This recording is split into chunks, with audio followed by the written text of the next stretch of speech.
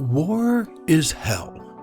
It reaches every hand, from the soldier in the trench to the nurse at his side, from the engineer forging weapons to the families left behind. These are their stories. This is World War I Stories, Tales Beyond the Trenches. Today's episode, Hemi, Faces of Empire, Part 2.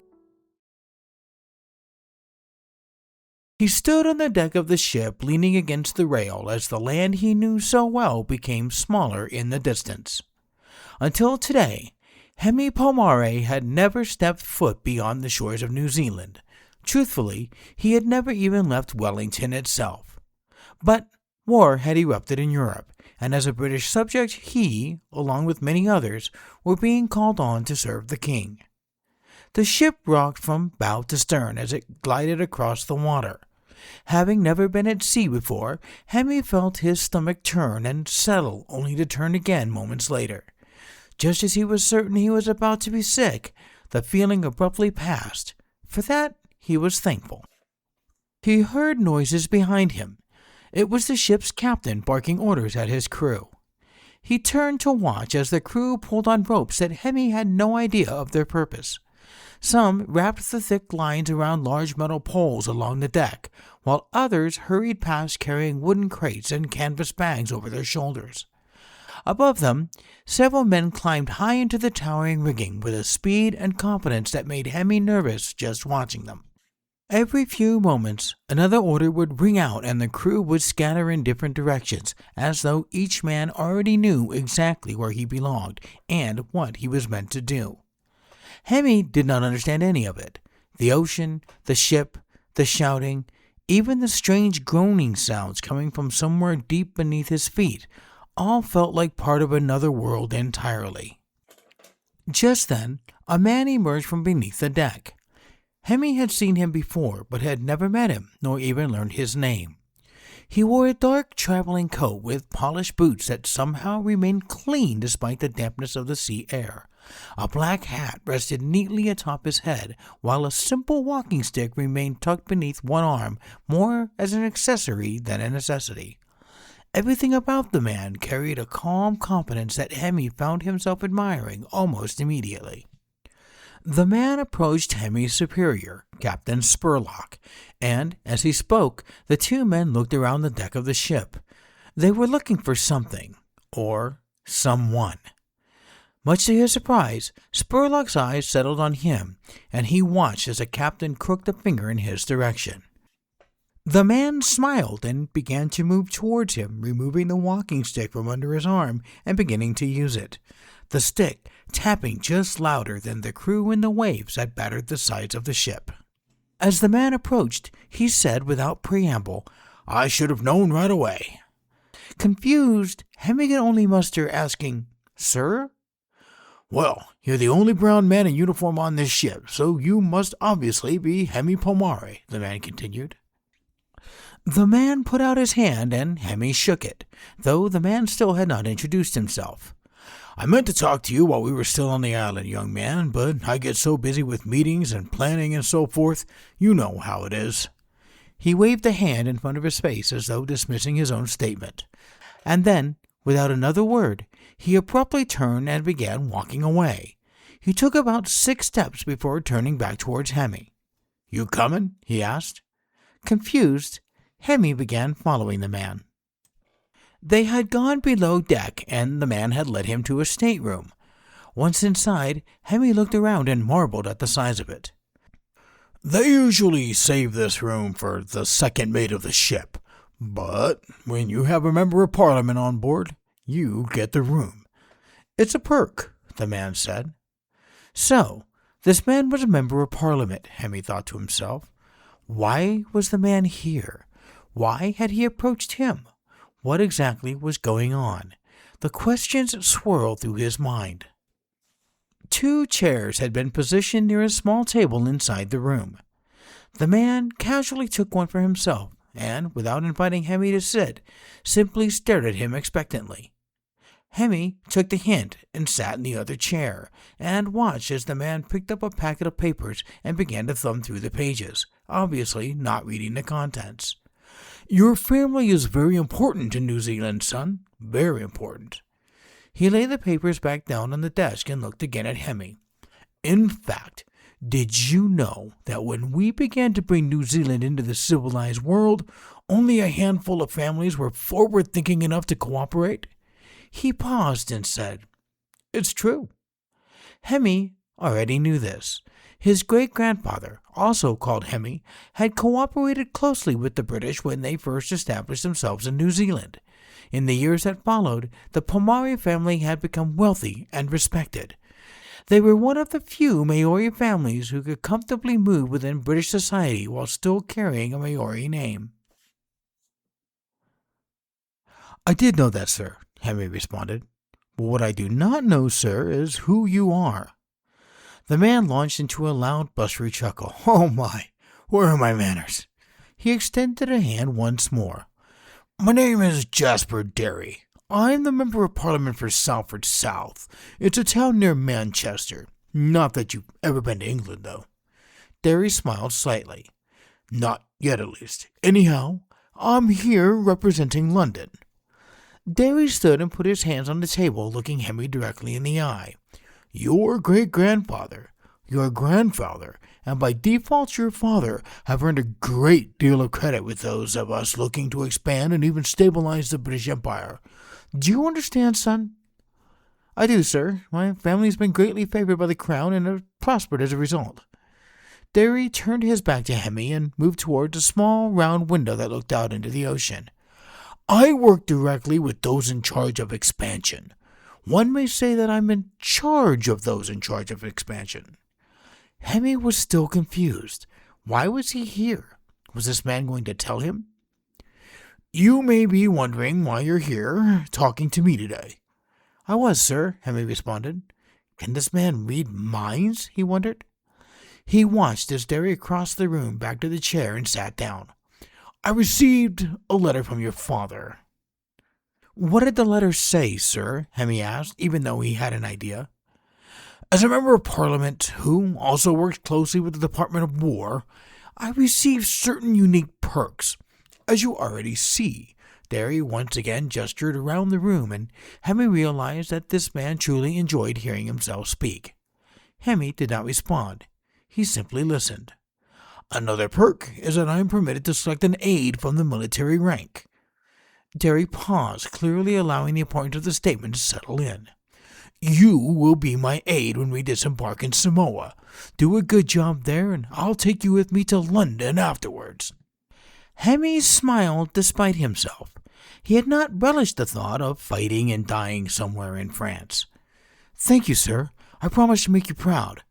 What sort of tasks do you generally ask your aides to handle? Hemi asked.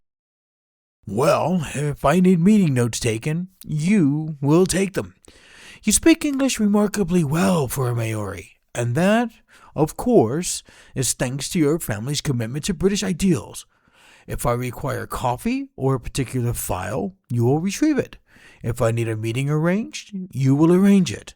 I will have plenty to keep you occupied. I can do all of that, sir. Thank you for the opportunity. Have you found your bunk yet? With the other troops? Derry asked. I have not, sir. I was enjoying the view as we departed. Hemi chose not to mention that he had also been attempting not to become sick over the side of the ship. Good, Derry began. I prefer my aides close at hand. There is a room beside mine prepared for you. That is where you will berth during our voyage to Samoa. Hemi hesitated. That's the second time you've mentioned Samoa, sir. We're going to France, aren't we? Derry smiled faintly. The Crown has determined that Samoa is critical to the war effort and therefore must be secured. It has remained in German hands for 14 years now, and they maintain a wireless station there. If we do not seize it, every troop ship departing Australia or New Zealand, including this very vessel, could potentially be placed in danger. So we're going to, Hemi started to ask, we're going to take it from the Germans. That's our orders. Now, please, go get yourself situated. We have a meeting in an hour. And with that, he was dismissed. The island of Samoa was oppressively hot and humid, something Hemi was entirely unaccustomed to. He often felt his uniform, which Derry still insisted he wear, sticking uncomfortably to his skin beneath the thick tropical air. They had landed over a week earlier and taken control of the island that very same day. The German Navy had been nowhere in sight, and the small military force stationed there had been hopelessly unprepared for an invasion. Hemi often asked himself if war was always this easy. It couldn't be, he thought.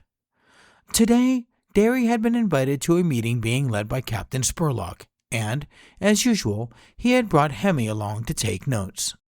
As they settled into the room, Hemi glanced around at what only days earlier had belonged to the Germans.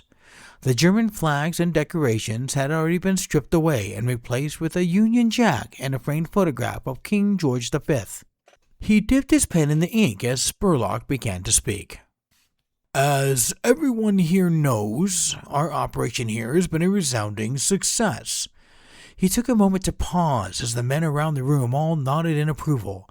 A few even clapped. On day one, we were able to take control of all the administration buildings, including this one, and more importantly, we now have control of their wireless station. Another pause as he rifled through the pages in front of him, a pause that Hemi appreciated as he had not kept up in the note-taking. The Germans left on the island, both civilian and military, have been treated fairly. Many of the military personnel have been transported already to prisons elsewhere, but some are still held captive here. Again, Hemi wrote furiously in an attempt to keep up. Spurlock now addressed another man in the room, one that Hemi did not know. Sergeant Wilcox, please give me an update on the locals, not the German locals, the island locals. Well, sir, they're very happy to see the Germans leave and for us to come. Some have even begun reviving old costumes that they could not show over the last 14 years, the man said proudly. It was Derry who spoke next. Costumes, you say? Such as what? Dances, chants, certain foods, those sorts of things, sir, Wilcox answered. Derry's face contorted into an expression of disapproval. That just will not do. It was Spurlock who responded. Mr. Derry, we find it easier to bring locals into civility slowly. It's the same tactic we took many years ago in New Zealand. Spurlock looked directly at Hemi at the mention of New Zealand and added, No offense, young man. Derry spoke for him. Pay him no mind. He takes no offense. His family is one of the most prosperous in Wellington. Why? Because they knew exactly that resistance to British rule was futile. If these Samoans were smart, they would realize the same. Wilcox spoke again. They will, sir, in time. I think we should crack down now. Derry motioned towards Hemi. As you can see, my boy here does not partake in the primate rituals of the native born, and that is what we should be doing here. Are you ordering us to crack down on the Samoans and their customs, sir? Spurlock asked. Derry lifted his head high and responded. The Colonial Office in London, as well as the Crown, would strongly prefer these practices be discouraged immediately. Then we will begin this very afternoon, Spurlock responded. The decision being made, Spurlock changed the subject and Derry whispered to Hemi. That is how you get things done, son. That is how you get things done. Derry's office was stifling hot, even now, 2 full hours after the sun had set. Derry was in full rant mode as Hemi dictated a letter to the Prime Minister. And furthermore, sir, due to the increased heat and humidity here, I hereby request that more troops be dispatched to the island of Samoa. This request, if fulfilled, will allow for more recuperation within the ranks in an effort to combat the fatigue that comes with such oppressive heat. A polite cough interrupted him. What is it? Derry asked. Hemi did not know the soldier at the door, but the man had a look of concern on his face. Sir, Captain Spurlock and the other commanding officers are across the island for the night, so I thought I would come to you. Is there a problem? Derry asked. Possibly, sir. We were told to wait for orders regarding the stopping of native parties and such. and with no commanding officers around, I assumed that the order would come from you?" The man's fingers fidgeted near his belt as he spoke. Derry responded quickly. "I was of the understanding that it was a blanket order. You see these heathens begin some of their chants or dances, then you stop it. What's so difficult about that?" The man shuffled his feet. "That's why I've come to you, sir. We were told to report it first and then receive orders, so I'm bringing it to you." "I will deal with Spurlock. I'm not military, but I do speak for London. Squash it, whatever it is." Derry looked at Hemi. His face was contorted to something Hemi had not seen before. Was this his rage face? "Hemi, you go with. Make sure this gets done. Maybe the natives seeing someone like you will help them understand that we mean what we say in London." Hemi set the notepad aside that he had been using to dictate Derry's letter to the Prime Minister and stood to leave. Derry addressed the soldier again. "Wait outside. Close the door." The soldier did as he was told. Derry turned his attention to Hemi. "When you go there, you speak for me. For London." "Yes, sir," Hemi returned. Derry continued. "And remember, the Crown has been good to your family. Make them understand that cooperation could be a benefit for them." Hemi nodded in assent. "Or it can be the end of them. It's up to them." They walked for nearly 15 minutes through the dense foliage. It was Hemi, the man he now knew as Private Benjamin Sullivan, and 20 other soldiers with their rifles slung over their shoulders. Hemi addressed Sullivan quietly. "When we get there, let me do the talking." Sullivan nodded. "You look more like them than I do, so I think that's a good idea." What an odd thing to say, Hemi thought to himself. He began to hear the rhythmic pounding of drums, and, up ahead, he could see the light of licking flames between the palm trees. It grew brighter as they quietly approached. Stepping into the clearing, Hemi stopped. Ahead of him was a massive bonfire surrounded by 20 or more men, women, and children. Some danced around the flames as sparks drifted upwards into the night sky. Some pounded on the drums. Some sat nearby, taking it all in.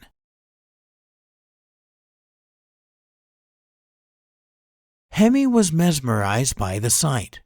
There was something about it that felt familiar somehow. What was it? Was it beautiful? He could not quite put his finger on what he was feeling.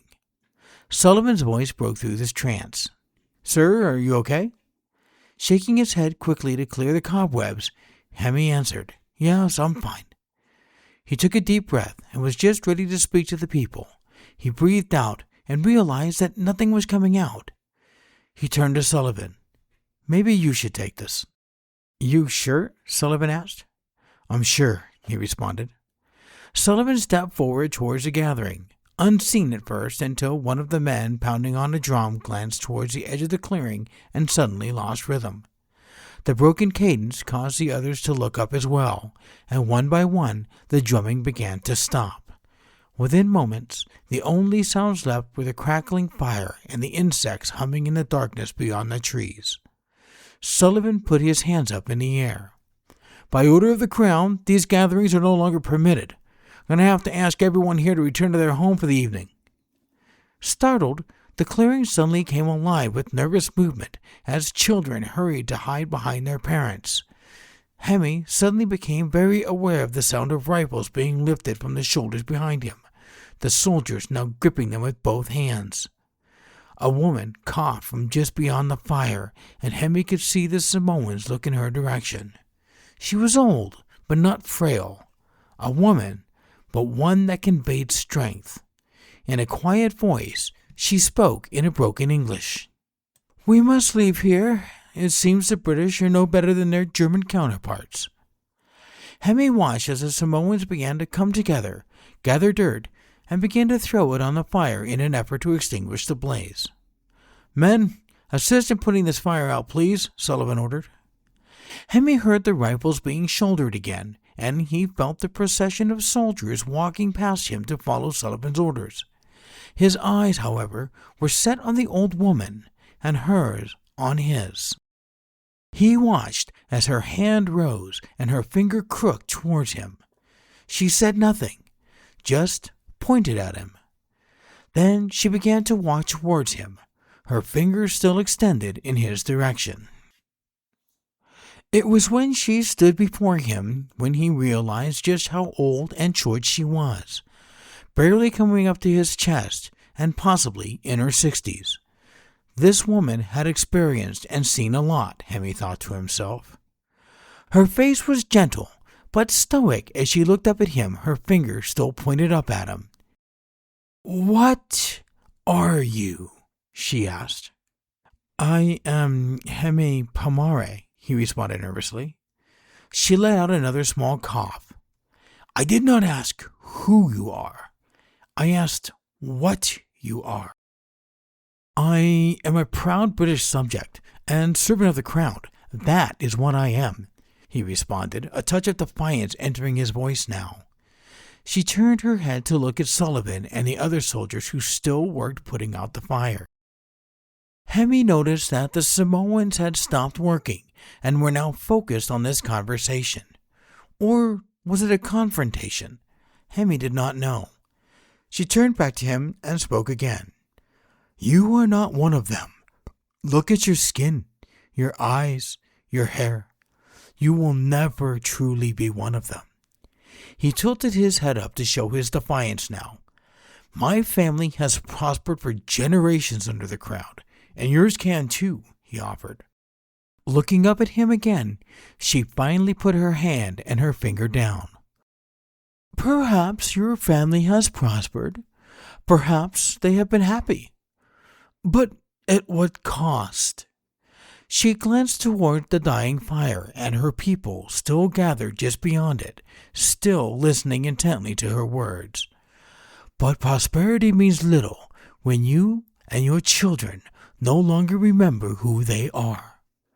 Then she turned and walked away. Hemi watched as the small crowd waited for her to lead them home. It had been a month since the confrontation in the clearing, and in the days that followed, Hemi had found himself thinking about it often. He thought about the disappointed faces of the Samoans. He thought about the fire being extinguished. But, more than anything, he thought about the old woman's words. What had she meant when she said her piece about remembering who you are? As far as he knew, his family knew very well who they were, and his future children would also. Maybe she meant his ancestors, not his grandfather or even his great-grandfather, maybe the ancestors beyond them. Sometimes he did think about how he had no idea what Māori customs were. He was unaware if they had chants, dances, or even sacred customs. He did not know whether he should be sad about his lack of knowledge either.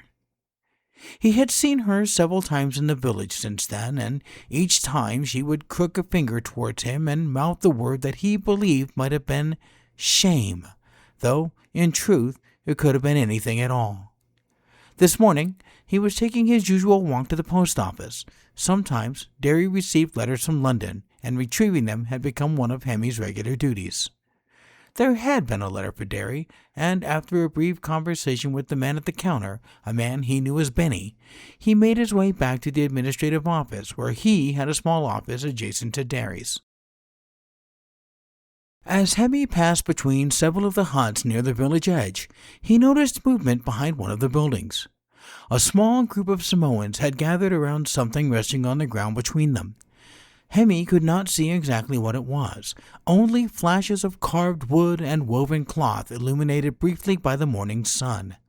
One of the women looked up suddenly and whispered something sharply to the others. Whatever they had been doing stopped immediately. One of the men quickly covered the object with a cloth, while another motioned for the children nearby to move away from it. Several of them watched Hemi cautiously as he continued down the path. Hemi considered asking what they had been doing, but ultimately decided against it. Instead, he simply kept walking towards the administrative offices. Still, that moment lingered in his mind, and in that moment, a fleeting thought occurred to him. If he saw one of his own people's customs, would he recognize it? Would he understand the significance? The thought left his mind as quickly as it had occurred as he entered Derry's office to present him the letter he had retrieved. Derry looked at the envelope.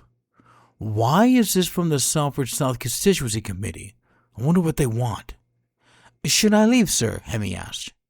Derry looked up at him as he removed the sheet of paper from the envelope. No, stay here. I may need you to dictate a response. Hemi stood nearby and watched as Derry unfolded the paper and began to read it. As his eyes moved across the page, Hemi watched the color slowly drain from the man's face. First came confusion, then disbelief, and finally something Hemi had never seen from Jasper Derry before. Fear. After a few tense moments, Derry seemed to regain his composure. He slowly refolded the letter and placed it back in the envelope. He looked up at Hemi. He was not angry, but he did not smile either. He wore a look of concern. Pack your bags, Hemi. You're coming with me to England. He was given no explanation and did not expect one. Hemi silently stepped out of the office and closed the door behind him. From behind the door, he could hear Jasper Derry yell, "Who the bloody hell is Dexter Keenan?" The journey from Samoa to France had taken nearly 2 months. Their route carried them first to Sydney, Australia, then westward through the Suez Canal and into the Mediterranean before finally disembarking at Marseille. From there, they had boarded a train north to Calais, where they now waited to cross the Channel into England. Along the way, Hemi had slowly become aware of Derry's predicament. After 30 years, he was finally being challenged for his parliamentary seat. He was being challenged by a soldier, a man wounded at the Somme, a man for whom half his face was now a mask. The cold wind coming off the channel bit through Hemi's uniform as he stood on the dock watching the small vessel slowly approach the harbor. Behind him, through the windows of a nearby lounge, he could see Jasper Derry seated comfortably near a fire with a drink in his hand. Even after nearly 2 months of travel, the man still somehow looked clean and rested, while Hemi himself felt exhausted. The ship's horn bellowed loudly across the water. Hemi glanced once more towards the steamer, which had now been successfully moored to the dock. He turned towards and, a few moments later, stepped inside the lounge. The sudden warmth hit him immediately. Derry looked up from his chair. "Sir, the steamer's here," Hemi announced. "About time," Derry muttered as he stood and straightened his coat. "I swear, the French somehow make the cold feel better than everyone else." Hemi said nothing. He simply followed Derry back outside where several other passengers had already begun boarding the vessel. The crossing itself was not expected to take long, and once Derry had disappeared below deck in search of warmth once more, Hemi found himself naturally drifting toward the railing at the side of the ship. As the vessel slowly pulled away from the dock, he watched France begin to shrink behind them. It reminded him uncomfortably of leaving Wellington months earlier. Back then, he had stood on the deck of another ship, believing fully that he understood both the world and his place within it. Now, he was no longer entirely certain of either. A sudden retching sound nearby pulled him from his thoughts. A young woman leaned over the side of the ship, gripping the railing tightly as the rough channel waters tossed the vessel beneath them. Her dark hair blew wildly in the wind while one hand remained pressed against her stomach. Without speaking, Hemi reached into his pocket and removed a kerchief, offering it to her. She looked at him briefly before accepting it. "Thank you," she said softly between breaths. Hemi nodded awkwardly. "The ocean can be unforgiving." That it can," she answered before wiping her mouth. For several moments, the two stood silently beside one another, listening to the waves strike against the side of the ship. Finally, the woman looked towards him again, her eyes drifting down toward his uniform. "You're military?" she asked. "I am," Hemi answered, "though not exactly in the way most think." She looked curious, but remained quiet. "I work for a member of Parliament, as an aide, Hemi continued. She turned towards him now. That's interesting. A man I know is running for Parliament. He's who I'm going to go see. Maybe help with his campaign, if he needs it.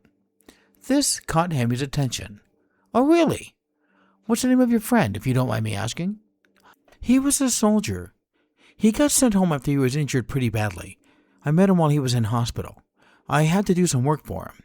His name is Dexter Keenan. Hemi must have shown something on his face, because she then asked, Who do you work for? He looked out towards the channel again. I work for Jasper, Derry. He did not look at her for her reaction, but he could hear her say, Oh. Moments of silence passed as Hemi processed the strange coincidence before him. Standing beside him was a woman traveling to help the very man threatening Jasper Derry's career. Oddly, he found that the realization did not bother him nearly as much as he felt it should. He shrugged off the thought and turned towards her again, this time extending his hand. My name is Hemi Pōmare. She took his hand. Her hand was soft, delicate. Margot Weiss. It's a pleasure to make your acquaintance. Hemi nodded politely, released her hand, and together the two stood silently at the railing, looking out across the endless gray waters of the channel as the ship pressed onward towards England.